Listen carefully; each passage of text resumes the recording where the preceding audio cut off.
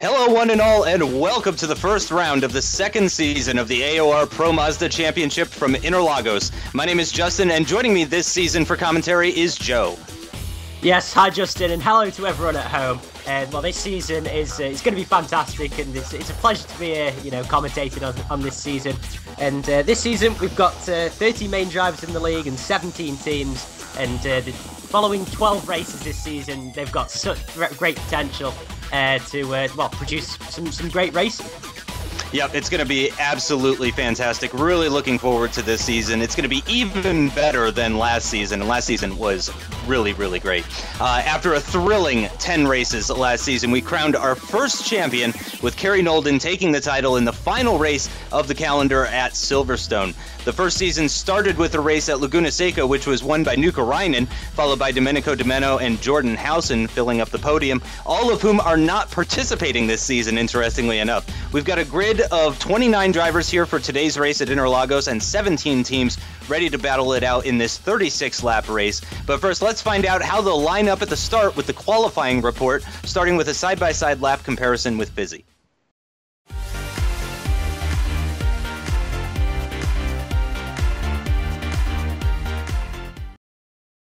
Here we are at Interlagos with the first qualifying comparison for Season 2 of the AOR Pro Mazda Championship. On board with a newcomer to the league, Justin Brunner on the left hand side, and one of the many drivers who have returned from last season, Christoph Leister on the right. Starting off the lap by braking hard at an angle towards the apex of turn 1 and riding the curb hard for both turns 1 and 2. And absolutely crucial for the lap to get as early as possible on the throttle on this straight coming down towards turn 4. Leister getting a little draft from another car coming down the straight, but Brunner seems to be just about ahead at the moment as they look to spot their braking point at about 75 meters for this third gear, turn 4, making sure not to run too wide on the exit as that will invalidate the lap. Through the turn 5 kink and then back up through the gears, coming up the hill towards turn 6, which is a pretty tricky corner and one that requires a downshift and a pretty substantial lift off the throttle. Waiting patiently for that second apex and then making sure the car does not understeer off the track on the exit, and then slowing it down to second gear again, Brunner riding the curb very hard there, and he seems on course for a very impressive lap, as they will now go back up the hill towards the slowest corner on the track, the hairpin.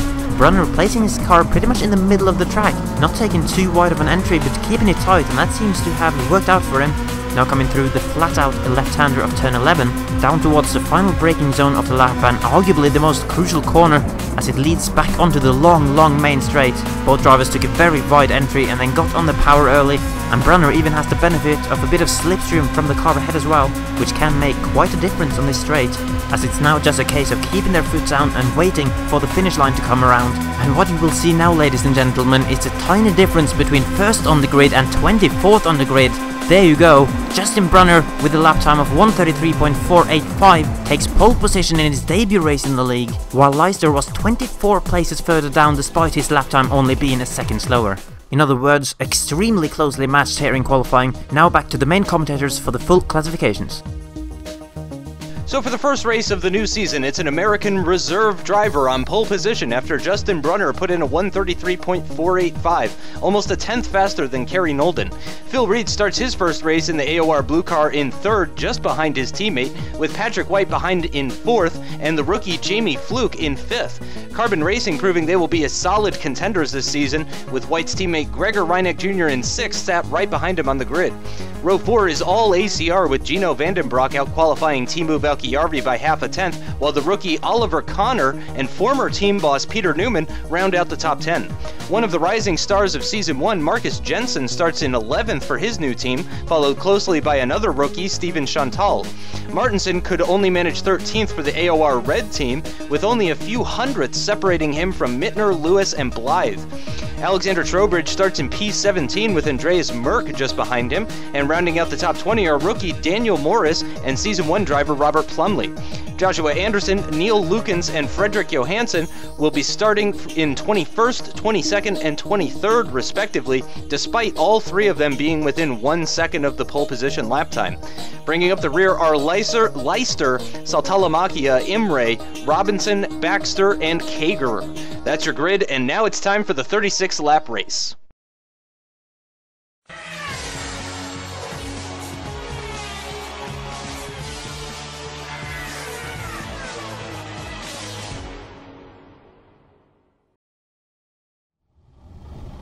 It's race time from Brazil, and reserve driver Justin Brunner is on pole position. The American out-qualifying Kerry Nolden by just under a tenth of a second. But Kerry continues his streak of starting every race from the front row of the grid. Just behind Kerry is his new teammate Phil Reed, who will have to defend from Carbon Racing's Patrick White in fourth. It's a pretty short run down to the first corner into the Senna S. So the cars won't have too much speed, but certainly it is a tricky corner to go side by side, especially with the right-hander coming up right after it. So we're waiting for all the cars to get onto the grid right now, and now we're just waiting for the lights to come on red, and then we will wait for the green lights before the cars head off into the race. And the lights are green, and all of the cars away nicely, except for one in the background there. I'm not sure. I think that's Joshua Anderson way in the back there having some sort of technical issues.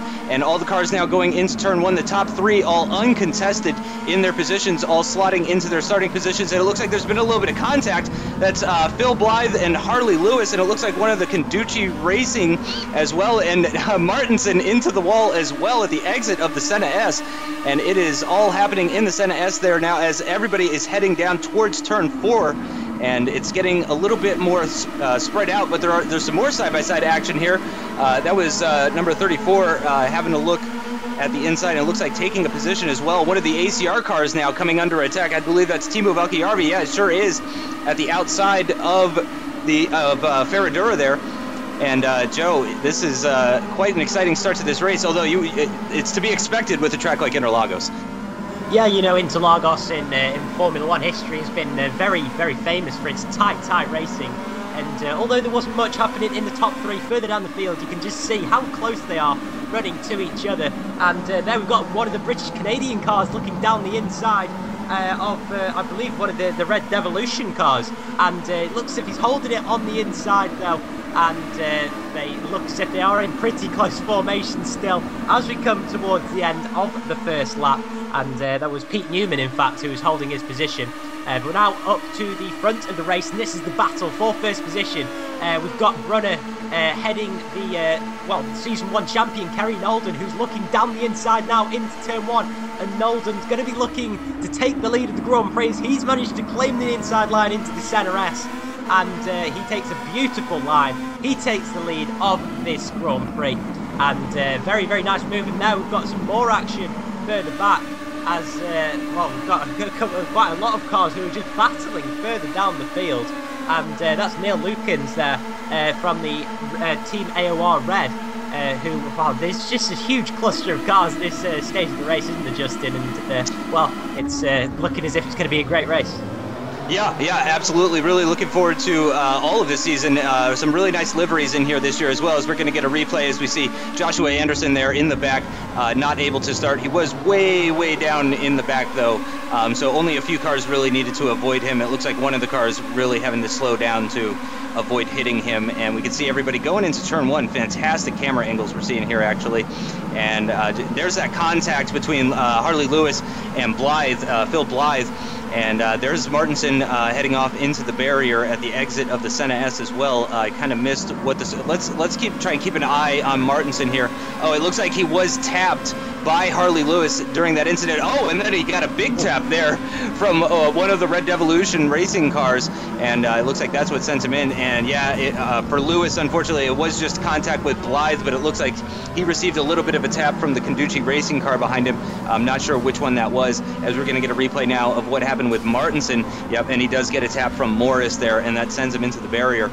And he is still moving. The car is still moving. He's definitely going to have some front wing damage at the very least, as we're coming to the end of lap 2, starting lap 3 now of this 36-lap race. Neil Lukens now the leading Team AOR Red car in this race, as he's going through the Senna S's pretty far back from the car ahead of him, and a nice little gap to the car behind him. Brunner still running behind Nolden after Nolden made that really nice move into turn 1. Very textbook maneuver. He used that slipstream to carry that extra speed, got the inside line for turn 1, and took that position pretty easily. Phil Reed, in the meantime, though, was coming under attack. He was defending his position heading into turn 1, while Kerry Nolden in that number 1 car was making that move for the lead of this race. Yeah, so it's been quite an action-packed start to this Grand Prix, and obviously the start, after having a look at it again, well, we saw obviously that Martinson did get that big tap from the Red Devolution car. But I'm sure Nolden at this stage of the race, obviously had such a great end to Season 1. He's just going to be looking to keep up that form. But the new boy, Brunner, who's obviously not in the championship full at the moment, he is just a reserve driver. He's going to be looking to just try and do as well as he can and just put his name out there to all the teams and just make his presence known, I'm sure, at the start of his Pro Mazda career. But he's maybe going to take a look around the outside of Nolden, maybe a little bit more of an unconventional move, but the Team AOR driver does in fact want the move as we go into the Center S at the start of lap 4. And you can see that, well, there's just a lot of battling going on, and it looks as if most of the moves are going to be done on the pit straight, just because of that huge slipstream that they get out of the final corner. And we're on board now with one of the British-Canadian racing cars. That's a lovely view that we got in the rear wing there. And I believe it's Stephen Chantal we're on board with at the moment. But you can just see that one of the Red Devolution cars is coming under threat from one of the ACR cars. And this is the battle for 9th place, as we've got Marcus Jensen heading the graph and heading the group, and Timu Valkiavi is following. And you can just see, you know, like we said at the start of the race, the racing really is very, very close around this Interlagos circuit. I'm sure this isn't going to stop in the next 32 laps, is it, Justin?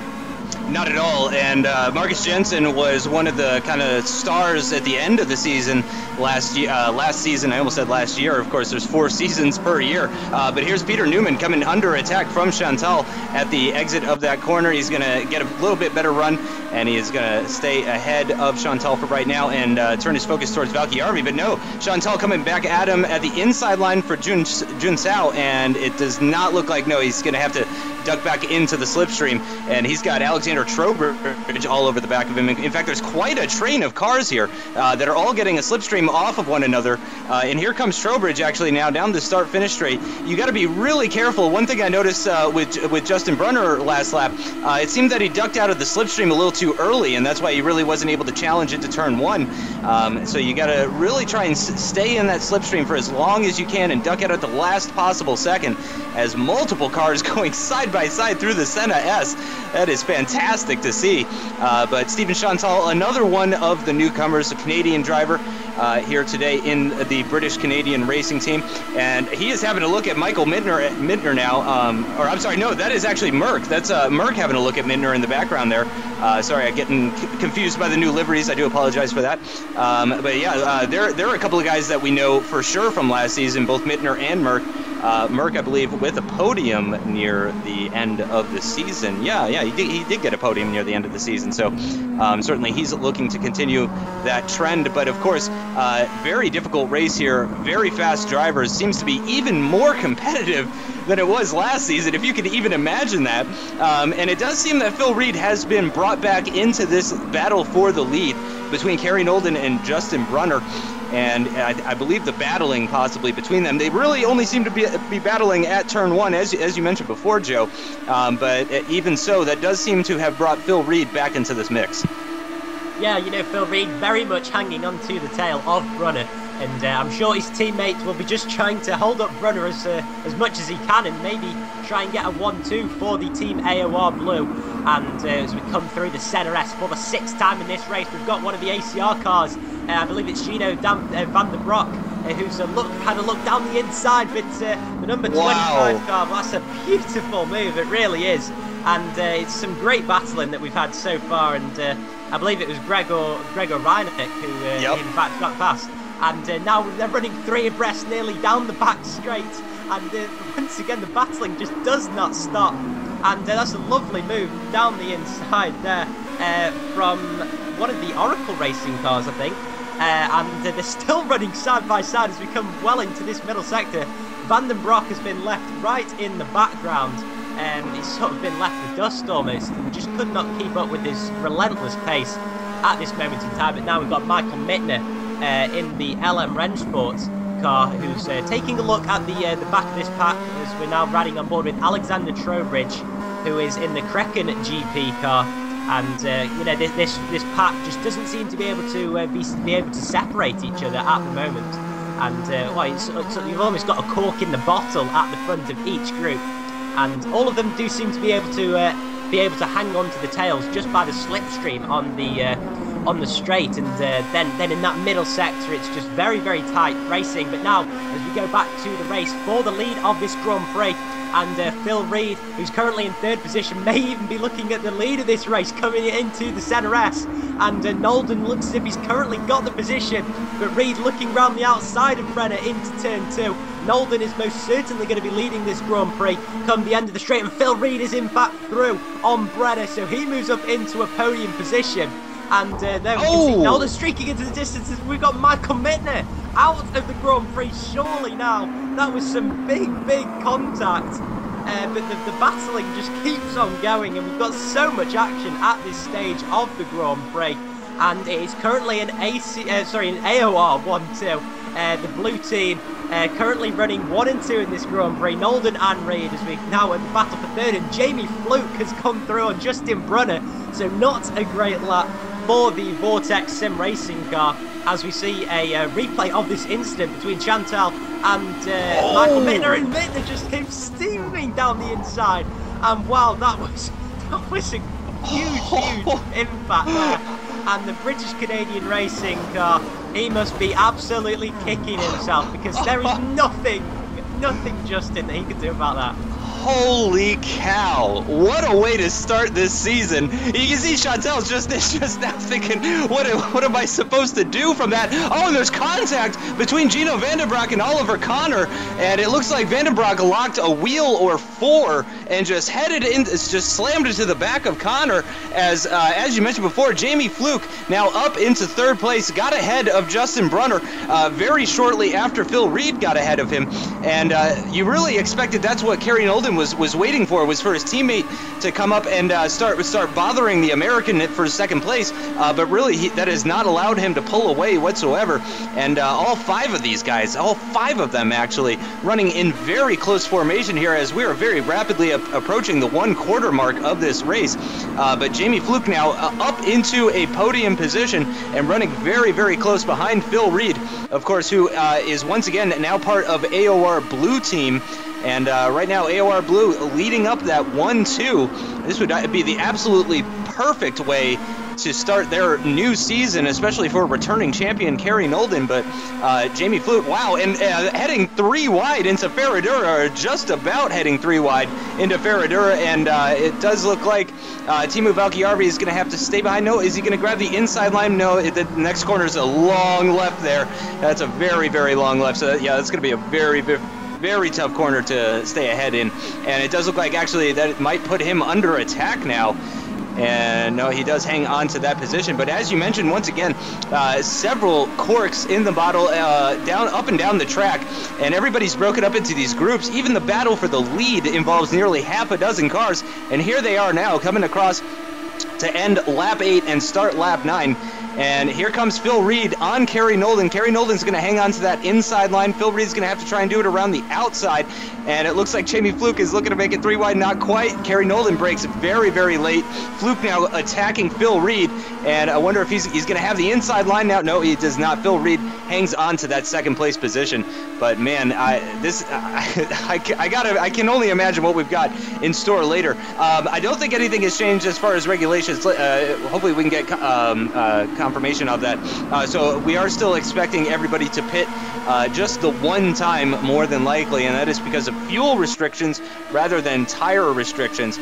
So pit stops are going to play a role here, and pretty soon, in the next 10-20 laps or so, we're going to start finding out just how much fuel these guys have in their cars as we reach the pit stop window now. Yeah, well, we've got a lot of things on our plate in the next 25 laps or so. We've got Oliver Connor there in the Oracle car, who is looking down the inside of Pete Newman, and well, we've just got a huge group of cars there. And I just thought I'd mention about Michael Mittner, who obviously suffered that failure. It was in fact a screen freeze that resulted in that huge crash that we saw a few laps ago. So very unfortunate for Chantal and also for Mittner. And well, there's just not much you can do about those sort of things. I suppose you've just got to take it as sort of a technical failure and you know, just shrug your shoulders and move on to the next race. But yeah, we've still got this huge pack of cars at the moment, as well, they're just battling right the way down the field. And as you mentioned earlier, Justin, we've even got 5 or 6 cars battling for the lead of the race. But at the moment, this is very much in the mid-pack, and you can just see that they really are, you know, following each other down this straight. Everyone using each other's slipstream. We've got a huge lockup. I believe it's from Oliver Connor. Yes, it is. And nope, well, that's a blown engine. That's a blown engine there. And well, there's once again just another, as I was on about, technical failures and reliability issues. We see one right in action there, and it was a complete blow up of the engine of Connor. So, well, the Oracle Racing team, only one of their cars is going to be finishing this afternoon. That's going to be Harley Lewis, because the Brit of Connor is not going to be finishing. But anyway, we're going back onto the first group, the opening group of this race, and you can just see that Jamie Fluke there is in 3rd position, and he's just behind the two. Just behind the two AOR cars. And in fact, I forgot. There's going to be no Oracle Racing cars finishing today, because it was in fact Lewis that got collected at turn 1. I completely forgot about that. So no points for Oracle Racing this afternoon. So all of their hopes in fact did lean on Connor, and he's unfortunately not been able to deliver any points. So anyway, we're still on board now with Fluke, as we've got the 2 AOR cars running side by side into the first turn, which is in fact the Senna S, and Fluke is just going to be maybe hanging back a little bit, because we've got Nolden and Reed who are fighting for position, and Reed is into the lead of this Grand Prix. And now here we go on the exit of the Senna S, and we have got so many cars fighting for the lead. There's contact between the 2 AOR cars, and they have gone flying, and that is Phil Reed, who it looks as if he has lost such a lot of time. And, well, it's like Turkey 2010 in the Formula 1 season. It's like Vettel and Webber. They've taken each other out. The 2 leaders, the current drivers' champion, Kerry Nolden, has taken his teammate Phil Reed out of the Grand Prix. And, well, Justin, that is not what you want to be doing at the start of the season. No, not at all, especially when you're running 1-2. And Justin Brunner, I believe, as well, took a pretty heavy hit, or rather, he hit Phil Reed's car pretty hard. He's definitely going to have some damage. Here's a replay as we see them going side by side through the Senna S, and Phil Reed's got the track position, but of course, the momentum is all Kerry Nolden's as they're going through the very long Curva de Sol, and he tries to do a switchback on him and get that inside line, and unfortunately, that has sent Phil Reed just right off the circuit. And here we're going to see it from Phil Reed's point of view. And he's just holding his line, and he just about keeps it out of the barrier, but then he can't. And there's the contact with Brunner as well. He just about couldn't keep it out of the barrier and couldn't stop the spin. And here's a slow motion replay. You can see the front wing damage on the on the wing of Justin Brunner there, his front left-hand side, and Patrick White as well, struggling now into turn 1. And I do believe, he is the new leader of this race. Jamie Fluke now up into 2nd place. So I believe 2 of the 5 cars taken out of that group, as Neil Lukens coming under attack from Alexander Trowbridge at the inside of the Senna S turn 1, and that is job done. Very nice move. And Lukens now down a position, and also coming under attack from a couple of other cars. That's Leanne Robinson just behind him, and it looks like Robinson going to try and take the inside line. No, he ducked out of the slipstream possibly a little bit too early there, or was maybe just getting a little nervous and didn't want to go side by side with Lukens into turn 4. But certainly very surprising what's going on at the front of this grid. That was a big shocker there. I think a lot of people are going to be very surprised to see that, and I'm sure there is going to be some team communication after this race, and probably some apologizing and explaining to be done and whatnot.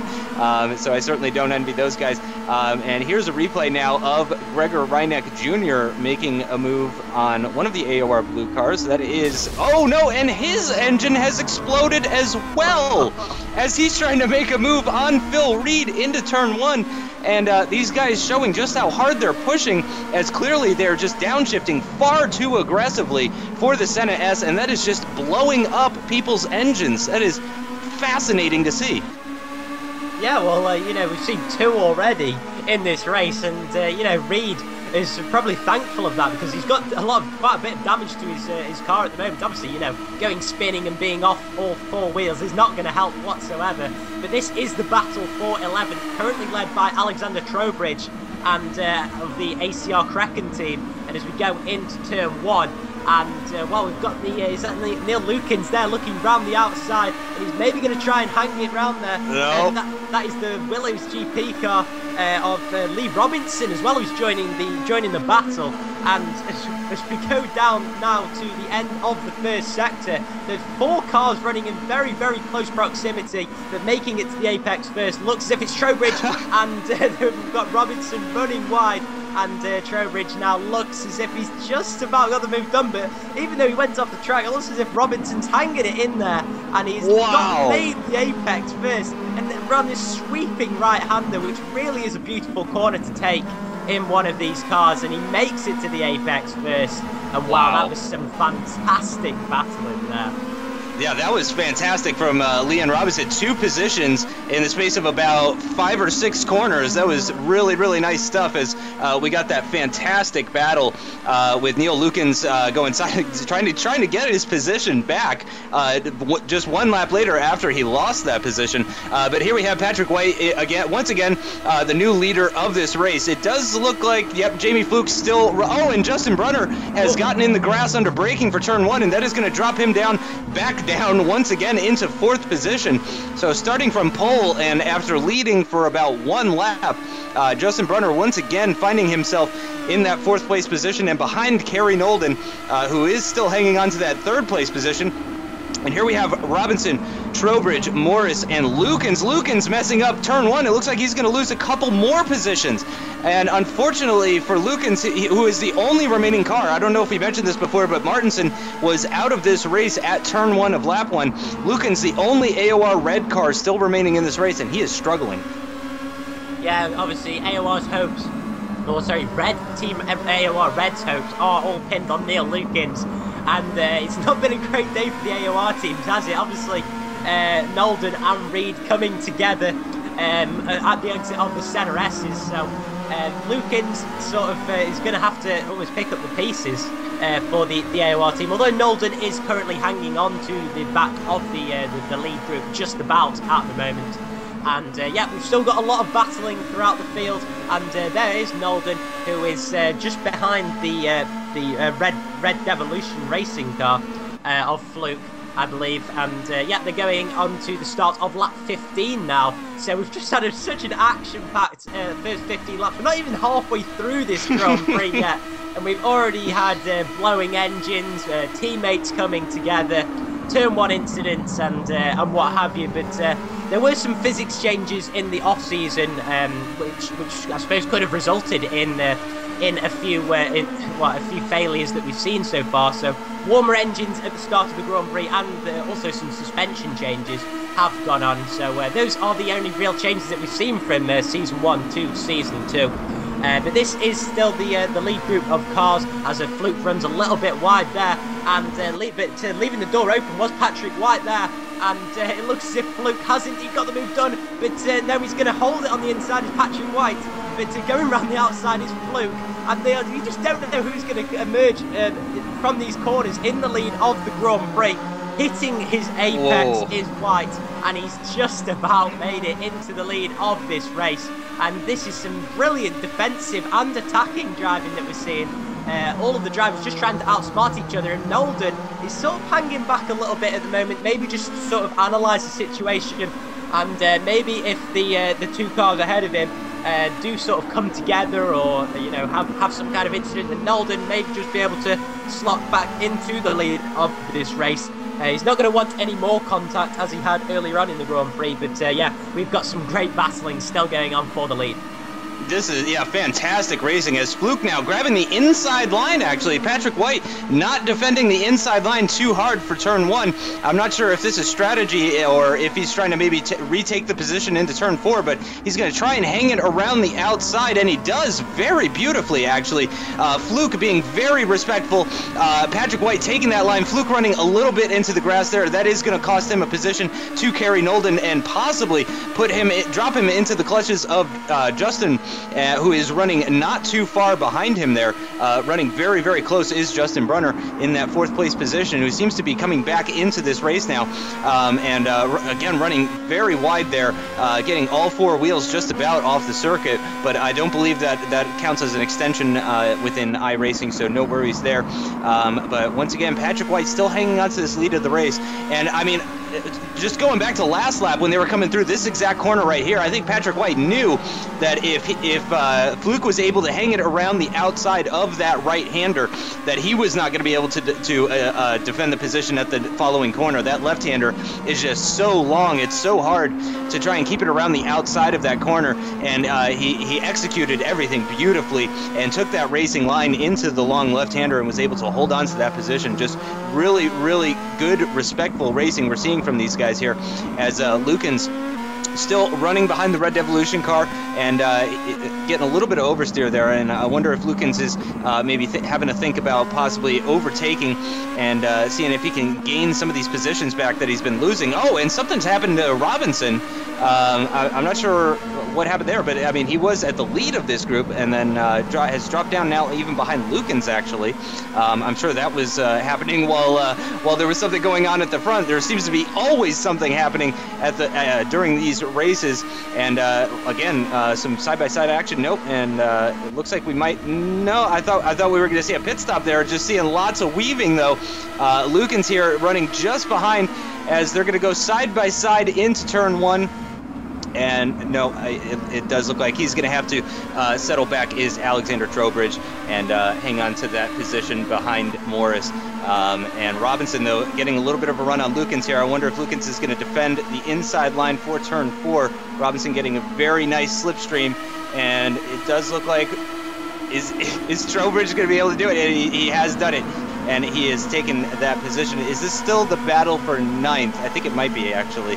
I'm not sure, because of all the cars that we've had dropping out of here with the exploding engines and whatnot. As you were mentioning, still not even at the halfway point of this race, and we've just seen so much going on. As you mentioned, blown engines and teammates coming together, and whatever happened to Mittner, I mean, that was pretty strange as well. So it's been a pretty thrilling race, and again, still not even at the halfway point. Yeah, we've got a long way to go in this race. We're only obviously starting lap 18 nearly, as we've got some drivers coming across the start-finish line now to start the 18th lap of this Grand Prix in there. Kerry has in fact pitted, I believe, and so the AOR team look as if they've sort of blinked first in this race, for the win, in effect. And here we've just got this huge group of cars who are following each other, which we were following just now, and there's another car into the pits, and that was Lukens. Was it Lukens? Yes, it was Lukens. So some of these cars will now have to be looking to pit, as we can see there's the Willows GP car of Lee Robinson. So he's gonna be looking to try and get back to the front of this group where he was.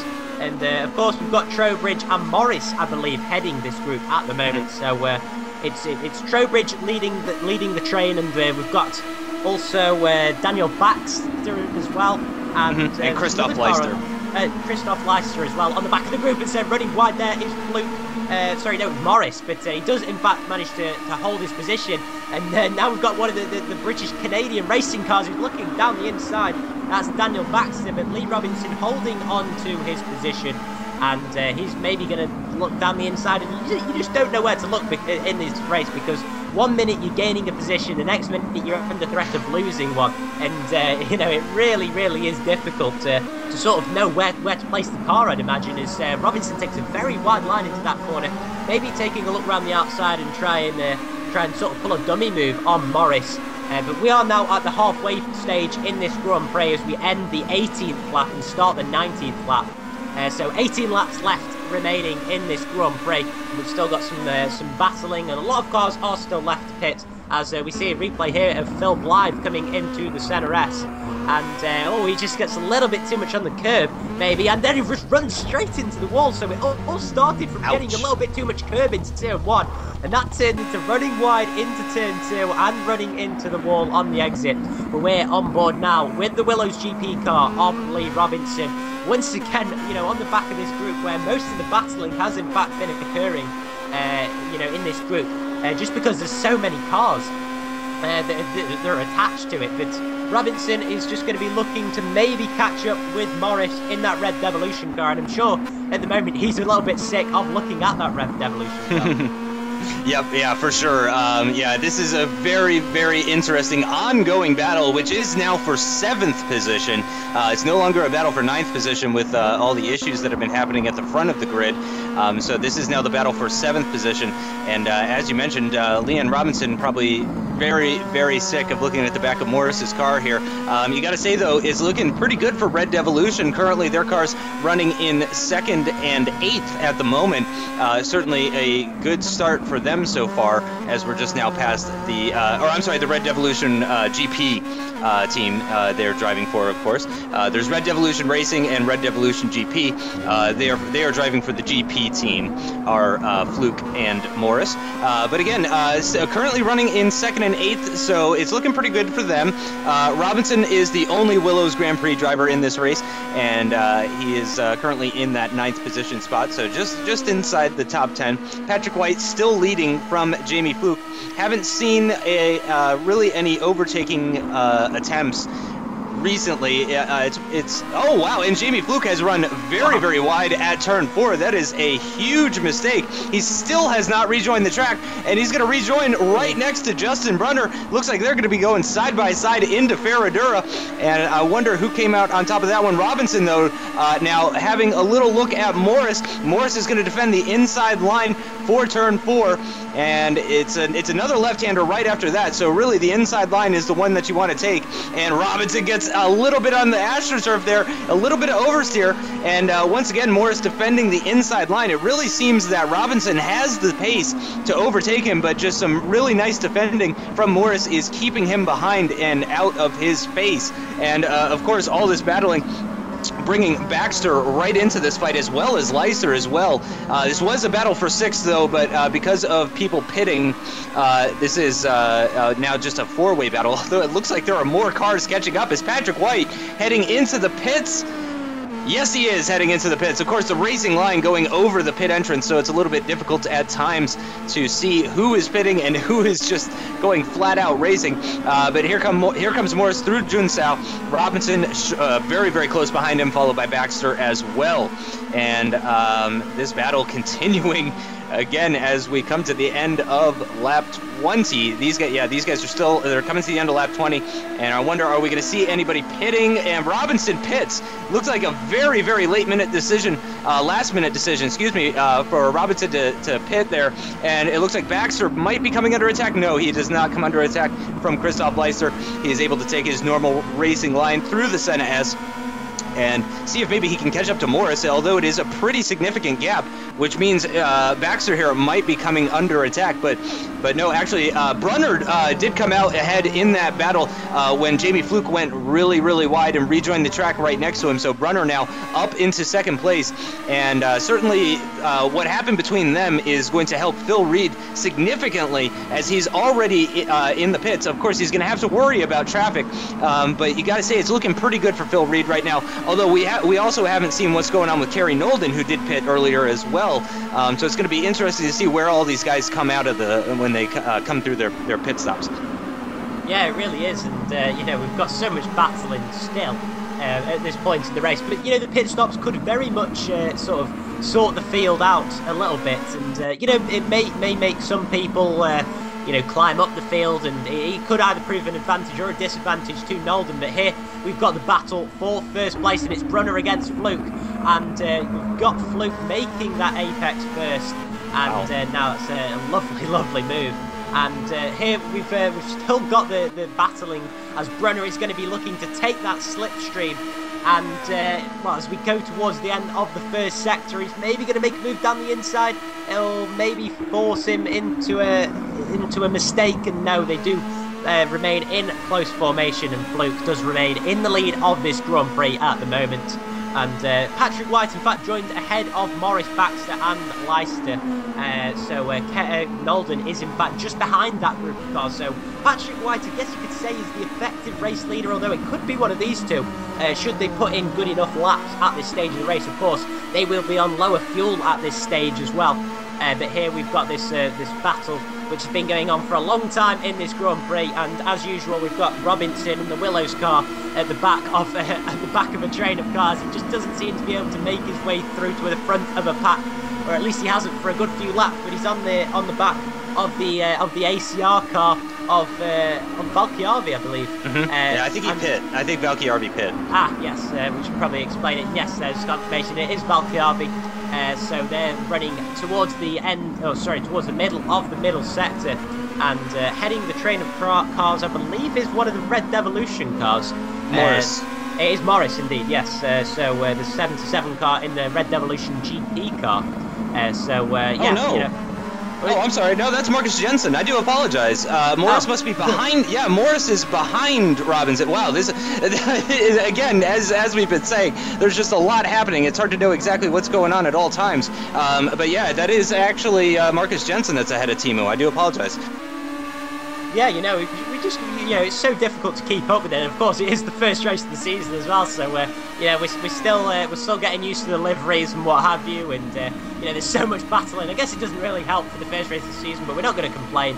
And coming into the pits is the Willows GP car of Robinson. I certainly know that is the case, that it is him, because he is the only Willows GP car in this race. And there is the only British-Canadian racing car. That's Daniel Baxter at the moment, who is running just behind Nolden, it looks like, in the AOR blue car. Yeah, you know, the field is just sort of a little bit mixed up, I guess you could say, at the moment. Yeah. With, obviously, all of this, you know, we've got some who have pitted, some who haven't pitted, and yeah, you know, it's just a little bit of a confusing stage of the race, but we're not going to complain because there is still a lot of battling going on.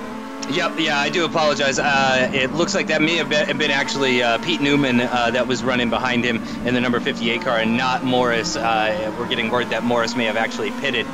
So this is a battle for position, actually, between Timo Valkyarvi and Marcus Jensen at the moment. I'm not sure what position this is for, or even what net position this is for, but certainly both of these guys were running in the bottom half of the top 10. I think they were running around 6th or so. So certainly these guys are in a pretty serious battle for a top 10 position. That much is to be sure, for sure.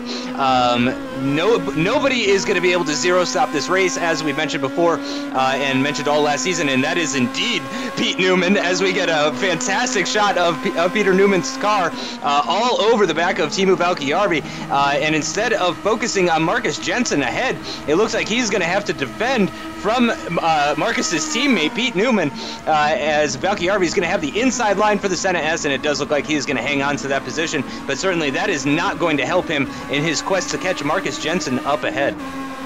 No, most certainly not, and you know, Valkyarvi doesn't really want to be doing any defending at this stage of the race, but he's going to have to defend from Newman at this stage of the race. Obviously, he is in the Red Devolution racing car, so Valkyarvi currently in a Red Devolution sandwich.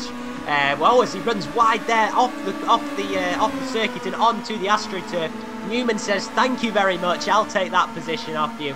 And he moves up another position and behind his teammate now, as they're going to be looking to try and score some solid points today. Now that's Neil Lukins, who's currently behind Lee Robinson in the Willows car. So Robinson finally does find himself sort of defending rather than trying to do the attacking and make the move. So he's going to, hopefully for him, you know, hold on to that position for at least a few laps and do a little bit of battling. And now you can see that Lukins is right on the gearbox of Robinson as he's sliding all over the place through this middle sector. But Lukins is just going to have to bide his time, I think, and maybe wait for that pit straight, because that does really seem the only viable place to try and pass, apart from the exit of the end of the first sector, and towards turn 6 and 7. The sweeping right-hander, which we've seen quite a few moves at as well, but Lukins still sitting behind Robinson at the moment, and we're going now into this final corner at Junção, and they're sort of you know, going towards this pit straight now, and I still believe that we do have a few cars left to pit in this race, and well, we probably won't have an idea of where everybody is actually running until quite a few laps time yet. Yeah, I believe about 70% race distance, 75% race distance, so certainly by the end of lap 27, I will have, certainly most people have pitted at this point, but not absolutely everybody has pitted just yet. This is Phil Blythe coming under attack from actually, it looks like from both of the Conducci racing cars. It looks like that is Saltalamacchia in the leading car, or is it? In addition to having the same color, their numbers both have a 4 in it. Yeah, that is Saltalamacchia, if I'm not mistaken. I'm not sure, but so at the moment, oh no, and I'm sorry, that is Trowbridge. That is not Phil Blythe. I do apologize about that. As once again, still getting used to these liveries. Teemu Valkjärvi still running behind Peter Newman, though. Oh, as Peter Newman has completely missed his apex at the final corner, which is going to give Teemu Valkjärvi a nice run on him. Alexander Trowbridge, again, though, is under attack, and it is actually Robert Plumley who is running right behind him. Vittorio Saltalamacchia right behind him, as they are now coming through the final corner. And a little bit of oversteer there. You can see from Robert Plumley there, as he was coming out at the exit of the corner, he got a little bit of wheel spin. As was mentioned by Joe earlier, these cars did go through some changes in between the seasons, and they are overall a little bit slower than they used to be. Teemu Valkjärvi does look like he has actually made that move on Peter Newman and taken that position back. And in fact, Marcus Jensen has not been able to pull out a gap in that time that Teemu Valkjärvi was running behind Jensen's teammate. And Valkjärvi does appear to be closing up now on Marcus Jensen. Once again, this is for a top 10 position. We'll find out from the ticker here very shortly exactly what position this is for. Christoph Leister, as you can see, currently running in 6th. Daniel Baxter in 5th. I do believe both of those cars have yet to pit, so we should be seeing both of those guys coming into the pits very shortly. But again, Valkjärvi in very close proximity to Jensen here, and he's looking a little bit better. Although I'm not sure if you'll get this one, Joe, but Valkjärvi generally last season was finishing races with a very, very broken rear wing, and so I think he's just gonna be happy to be finishing a race with all of his bits and parts together. Oh no, and Marcus Jensen has had a terrible Junsao, and Teemu Valkjärvi got a nice run on him coming out of that final corner. He's now lost the benefit of the slipstream, though, of course. Jensen is going to have the slipstream, although it looks like Jensen is going to have to defend more from his teammate Pete Newman more than attacking, or is he? Valkjärvi stays to the inside, defends. Jensen, though, braking very, very late. He's going to get the inside line, and he's taken the position back straight away. Peter Newman not far behind, looking like he wants to try and capitalize on this battling and see if he can drop Valkjärvi down a position once again. But here we go, Jensen really defending that inside line. Valkjärvi has to move to the outside, braking now for the corner, and it does look like Jensen is going to hang on to that position pretty handedly. Yeah, it looks like he's got that under control without too much problems. Peter Newman, though, getting very, very close to Valkjärvi. And again, I'm sure Valkjärvi is just going to be glad that he can do this battling without any sort of damaged stuff, because he really did have some pretty horrendous luck last season. Yeah, obviously this battle for 9th has just been going on for quite a long time now, and Valkjärvi in this Red Devolution sandwich at the moment. But you know, he's just sort of he was ended up trying to defend quite a few laps ago when he probably should have been attacking more so. But it is currently Jensen who is heading this train of 3 cars. So you know, looking for a few points, maybe all of these drivers are. And Valkjärvi now is going to try and get the benefit of the slipstream as they exit Junchao and on to the pit straight now. But he looks as if he's quite a way back from Jensen, as now we skip to the further up the grid. And that is Vandenbroek looking around the outside of Phil Reed, in fact, in the Team AOR. So Vandenbroek is going to maybe try and claim the apex of turn 2. Yes, he is, but Reed is just sort of standing his ground. Obviously, he's got that damaged front wing from the contact with Nolan earlier. But Vandenbroek is moving to the outside. And as we come to the end of the first sector now, is he going to be able to hang it round the outside? And we're now coming towards the turn 4 and 5, but he has to back out of the move. but has he forced Phil Reed wide? Yes, he has.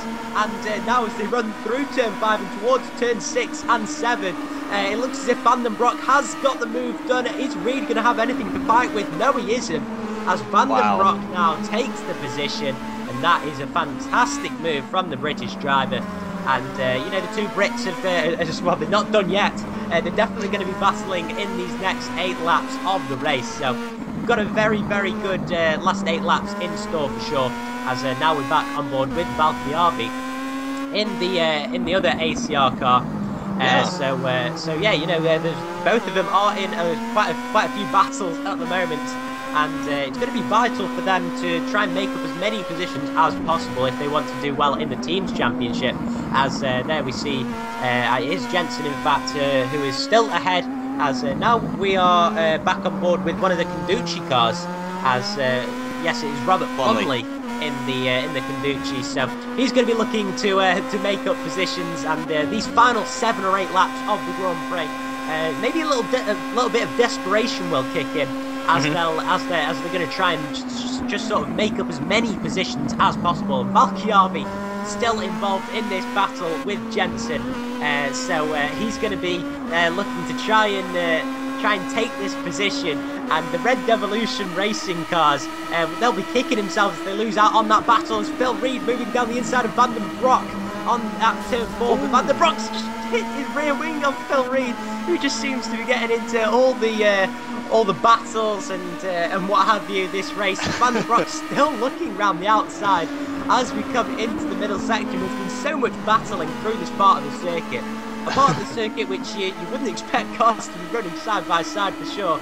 And once again, talking about side by side, we've got more cars as Christoph Leister is heading this group, as that's the Conducci racing cars. One of them running wide. I believe it's Robert Plumley who's heading the Conducci cars at the moment.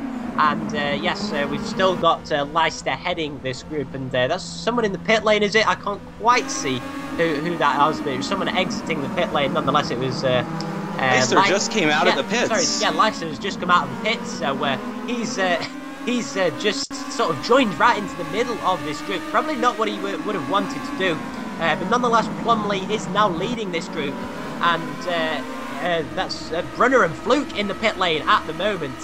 So the two leaders of this Grand Prix are currently in the pit lane, and there they are rejoining the track. Yes, indeed, and it is Fluke who is leading the two. Oh, that was Phil Reed, I think, jumping over the curb at turn 1 and turn 2. There's so much going on at this stage of the race. I don't know where to look. I don't know what to concentrate on. But nonetheless, it is Van den Broek who is in 5th position at the moment. So it looks as if he's fought off Phil Reed, who does still, of course, have that damaged front wing from the contact earlier on in the race. And yeah, so yeah, you know, we've got Patrick White on board here, and well, we've got a fantastic final 6 or 7 laps going on in this Grand Prix. Yeah, and while all that's going on, Timo Valkyarvi still in the middle of this Red Devolution racing sandwich. As mentioned before, Jensen still leading that battle as it stands right now. Peter Newman still running just behind them, and in fact, there is a car coming up behind them, not too far behind, so this could be turning into a 4-way battle pretty soon. I wasn't able to quite catch the livery in the back there. It does look like one of the SD Motorsports cars. I'm not sure if it's Andreas Merck or Tom Van Dorn. No, Tom Van Dorn not present at the race today, so that's got to be Andreas Merck, who does look like he is going to be possibly joining in on this battle. I don't think he's a lap down or anything like that, but here is the battle for the lead, and Jamie Fluke currently hanging on to that position as they head into turn 1 to start lap 31. Here's the battle between Valkyarvi and the Red Devolution Racing. Maybe we should just call them RDR and the other team RDGP. I'm spitballing now, but the RDR cars, again, all around Timo Valkyarvi at the moment. So currently, as it stands, Jamie Fluke in first, Patrick White running just behind him, Justin Brunner hanging in there in that third place position with that damaged front wing. As you can see on the front left side of his car, it is still pretty significantly damaged. I think he's very lucky not to have any sort of suspension damage, though. Previous seasons, I'm not sure about this season because of the changes, but in previous seasons, the suspension on these cars just crumples like paper. Very, very little you can do about contact causing some serious mechanical damage. It does appear that Justin Brunner has thankfully avoided any heavy mechanical damage. He does have obviously some minor aerodynamic damage with his front wing looking like that, but he is still in this race in third position, running very, very close to Patrick White, running a little bit wide, getting all the way, using all of the track and then some, and then tucking into that slipstream just behind Patrick White.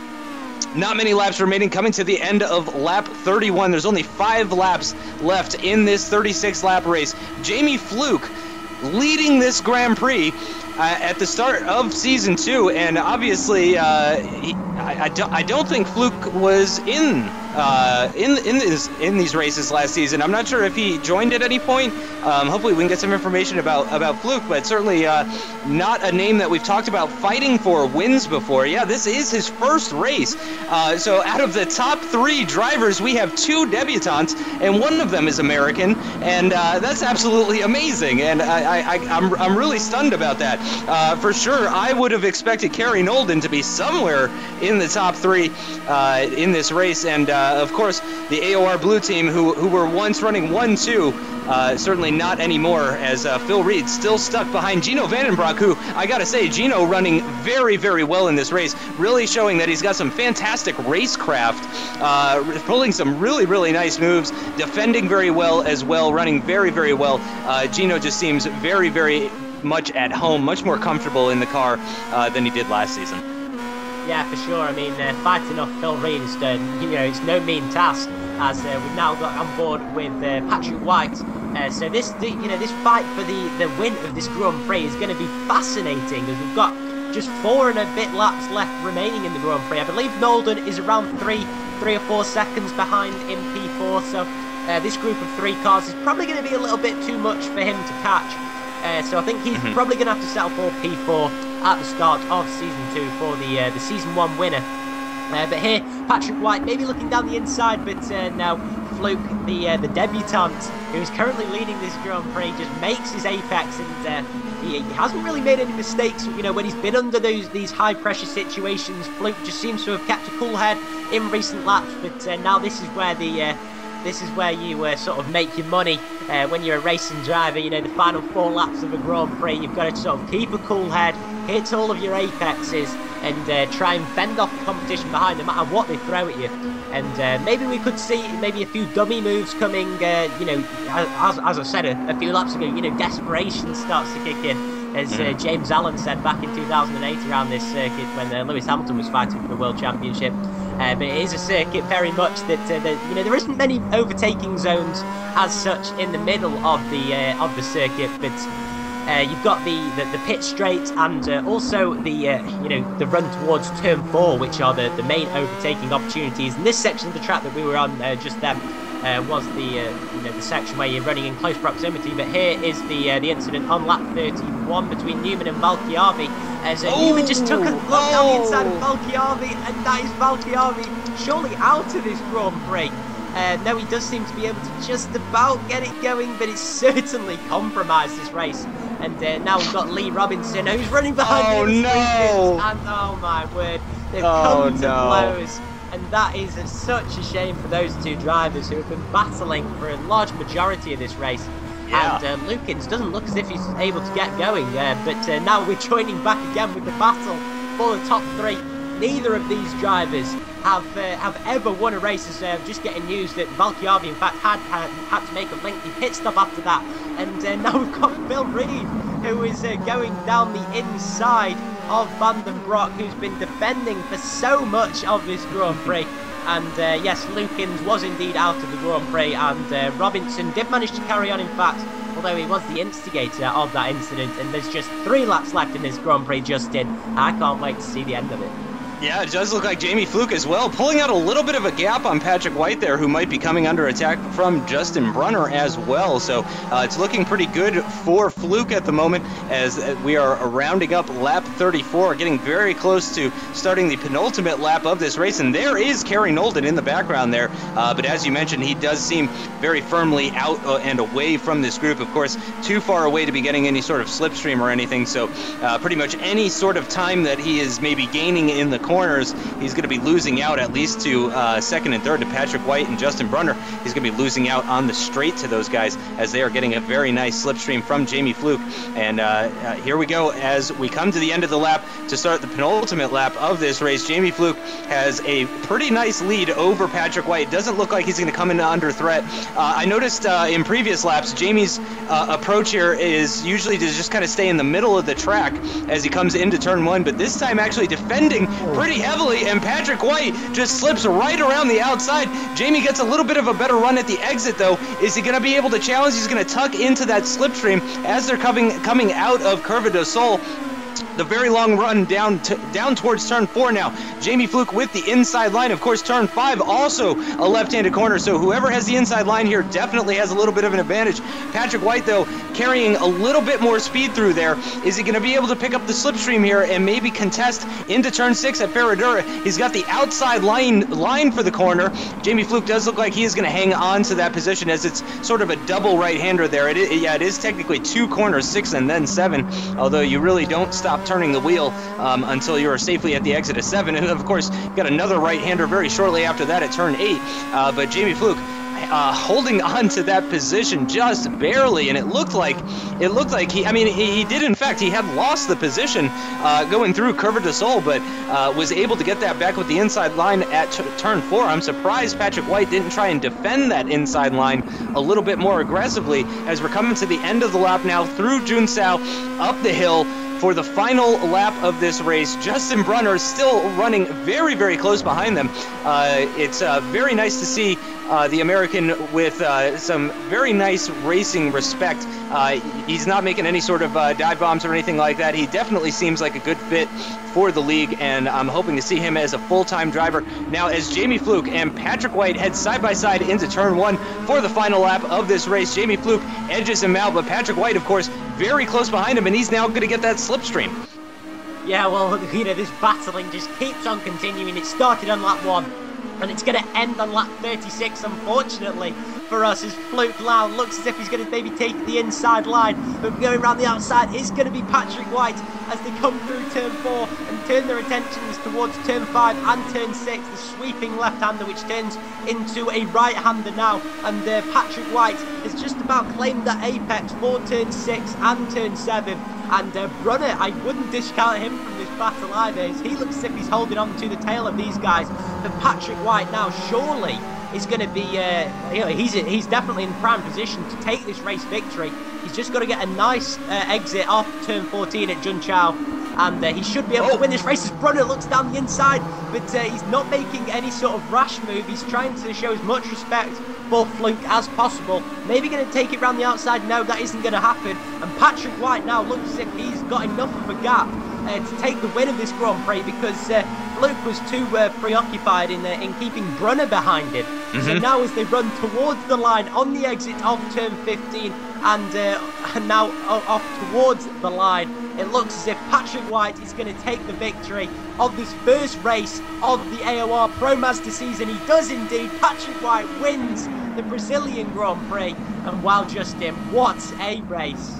That was absolutely fantastic, and I do believe that Patrick White probably owes Justin Brunner a beer, because I think Justin may have won that race for him with that move at turn 8, or I'm sorry, turn 10 I believe it was, where he stuck that nose in and next to Jamie Fluke, and Jamie just had to back out of it a little bit. He had to leave room at the inside of the corner because that nose was alongside of him, and I do believe that that may have made the difference. Of course, with the long run to the final line as they were coming out of Junsao, every 10th mattered, and I don't think he was close enough to get a powerful enough slipstream to take that lead of the race as they crossed the line. But man, that was incredibly close between all three of them. And indeed, Kerry Nolden was really closing up on the back of those guys towards the end there with all the battling that was going on with the top three. He was really getting very close to the top three there, and it was looking like if there was any sort of issues at the front, Kerry Nolden was there and ready to capitalize. But in the end, it is Patrick White who wins ahead of Jamie Fluke, even though Jamie got the fastest lap. Go ahead and talk us through these results. Yeah, well, of course, we've got Patrick White taking the victory of this first race of the season, ahead of Jamie Fluke, who did take the fastest lap of the Grand Prix. And Justin Brunner on debut took third position. In fact, Fluke also on his debut. As we've got Kerry Nolden there in fourth position, the winner of last year's championship, with Phil Reed following him home in fifth position. He'll take 17 points for the Team AOR.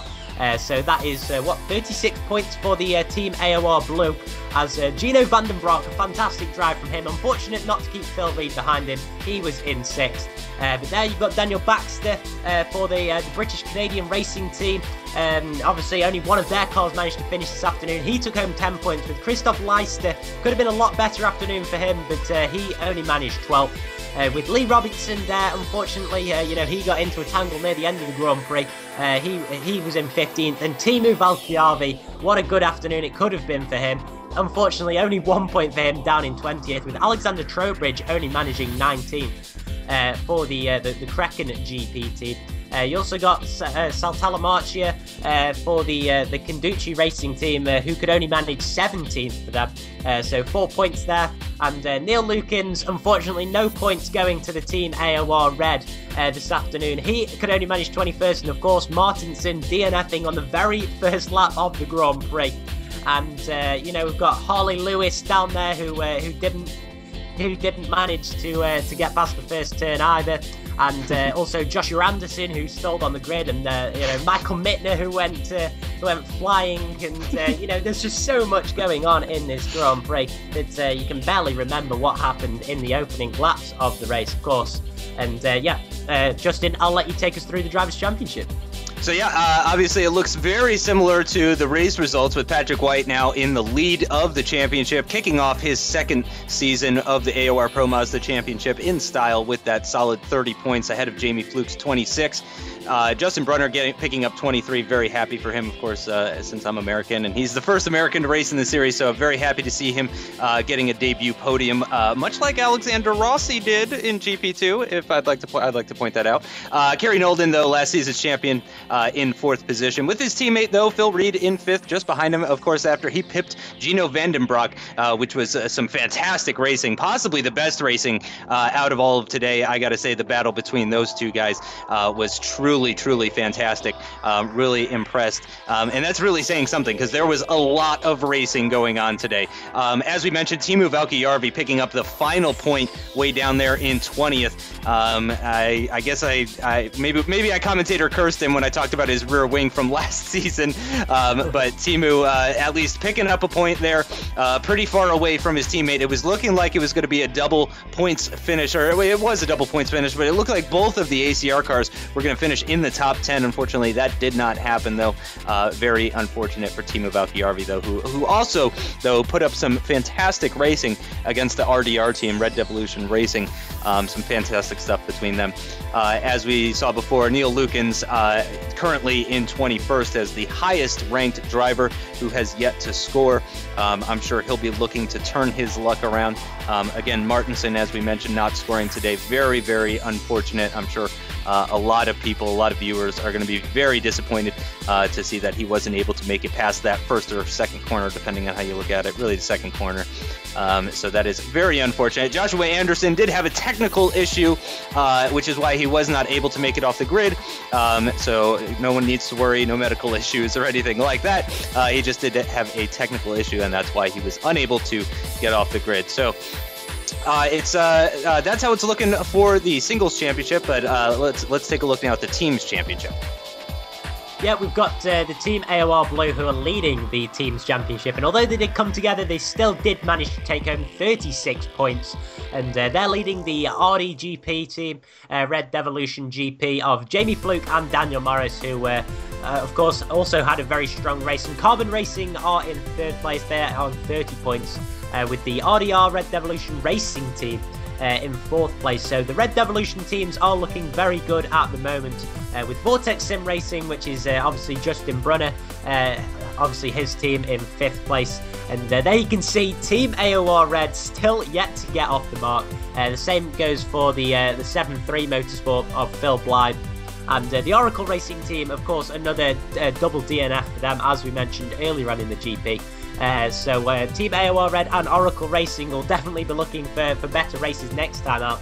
And even the ACR Crekkan GP team of Trowbridge and Van Rompuy, obviously they only had one driver today as well. So Trowbridge took home just 2 points this afternoon. And Willows Grand Prix, of course, they only had one starter in effect, as Joshua Anderson couldn't even get off the grid. So they have 6 points, and well, Justin, I'm looking forward to round 2. I don't know about you. Yeah, round 2 should be good. Barbara Motorsports Park is not a track that many people are familiar with. It's a very interesting circuit, though, and it should play in well to how these cars handle. It's got several overtaking locations. Turn 5 there, you see on your map, is probably going to be the most popular. And actually, believe it or not, the final couple of corners, turns 15, 16 as well. I expect some pretty heavy action there.